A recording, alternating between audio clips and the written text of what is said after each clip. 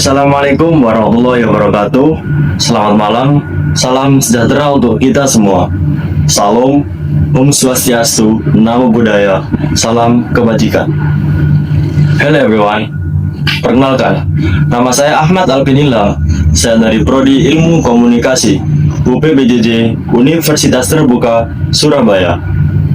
Pada kesempatan kali ini, pada video ini, saya akan mengerjakan tugas 3 dari mata kuliah Public Speaking, yaitu berpidato dengan judul Salfok Nikah Muda pada generasi Gen Z atau pada remaja. Hari ini, saya akan mengajak kalian semua untuk stop sejenak dari euforia, romantisme digital, dan mulai menimbang masalah yang sering kali tersembunyi di balik layar, tentang kerusakan mental, tentang persiapan finansial, dan bahkan kesehatan yang sering kali diabaikan oleh generasi kita sendiri. Teman-teman Gen Z, pernah gak sih kalian lagi scroll media, kalian lagi scroll TikTok, scroll Instagram, atau scroll medsos lainnya, lalu tanpa sengaja lewat video tentang pernikahan muda, tampilannya romantis, kontennya romantis, canda tawa dan senyum bahagia, lalu tanpa sadar kita mikir, kira-kira aku kapan ya? Sekilas pernikahan muda memang terlihat indah, tapi apakah seindah itu di dunia nyata? Atau cuma hasil editan kamera? Apakah kebahagiaan mereka berasal dari kesiapan atau filter media sosial? Teman-teman, kita semua tahu bahwa menikah adalah ibadah yang mulia. Tapi selain ibadah yang mulia, menikah juga mengandung pertanggungjawaban yang sangat-sangat besar, yang tidak bisa disandarkan oleh cinta semata. Kita semua tahu bahwa kita hidup di era di mana algoritma media sosial dapat mengubah persepsi. Yang terlihat bahagia belum tentu benar-benar siap.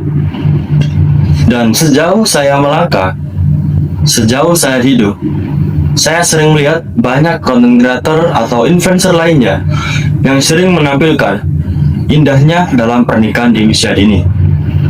Trennya romantis, vlog masak bareng, kemanapun berdua, tapi jarang dari mereka yang melihatkan sisi lelahnya, seperti stres finansial, bisa saja kurang tidur karena anak rewel, dan bisa saja sampai kehilangan jati diri sendiri karena belum siap untuk menjadi sosok orang tua.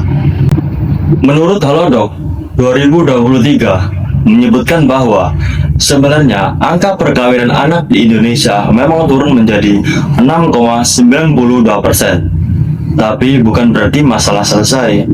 Masih banyak pernikahan ini lewat jalur non formal seperti nikah siri yang sering kali tidak terdata. Apa alasannya? Ekonomi, tekanan sosial, dan rasa takut pandangan buruk dari masyarakat. Sementara itu, data dari Kompas Lifestyle juga menyebutkan bahwa sebenarnya mayoritas Gen Z mereka sudah sadar bahwa usia ideal untuk menikah adalah umur 25 tahun sampai 30 tahun. Namun, akan adanya konten digital atau video-video yang sering kali lewat di media sosial yang membuat mereka seringkali merasa tertinggal kalau belum menikah di usia muda, bahkan mereka pun takut kalau tidak memiliki pasangan. Padahal, menikah itu bukanlah sebuah perlombaan. Dia yang cepat, dia yang menang. Tapi, dia yang benar-benar siap untuk memikul tanggung jawab seumur hidup. Itulah yang menang.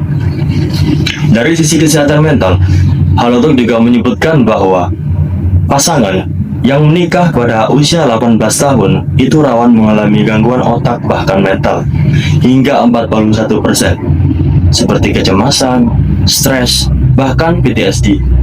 Hal ini menurut saya wajar, karena pada akhir belasan tahun atau awal puluhan tahun, otak kita belum sepenuhnya matang dalam mengelola emosi, konflik, dan masalah dalam rumah tangga.